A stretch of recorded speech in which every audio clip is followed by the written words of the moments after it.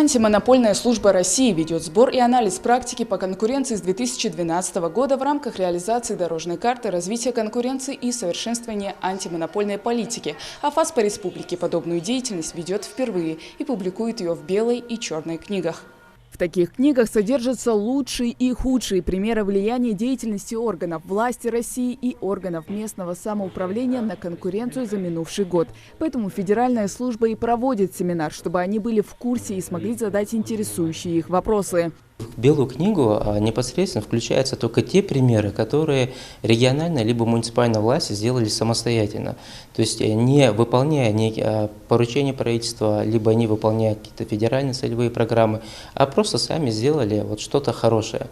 То, что способствует развитию конкуренции и в конечном итоге развитию экономики республики. Примечательно, что белая и черная книги будут опубликованы на официальном сайте антимонопольной службы.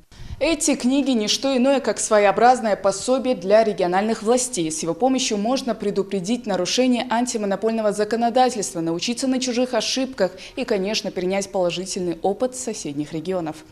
На семинаре присутствовали и бизнесмены. Хаваш Багаудин-Плиев, к примеру, занимается предпринимательской деятельностью сравнительно недавно. Поэтому внимательно следит за всеми нововведениями, которые появляются в антимонопольной службе.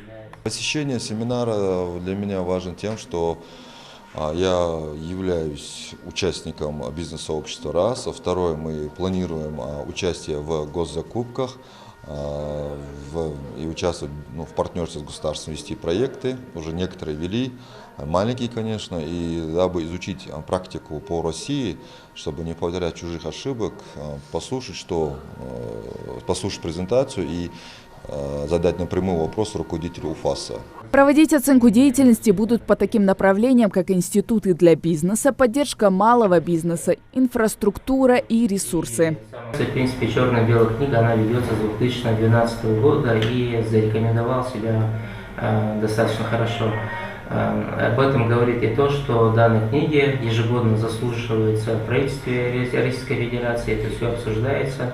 Пока по данным центрального аппарата службы лучшие показатели у таких республик, как Адыгея, Хакасия и Кабардино-Балкария. А вот как покажет себя Ингушетия, узнаем в 2021 году. Хава Газикова, Магомед Дидигов, Новости 24.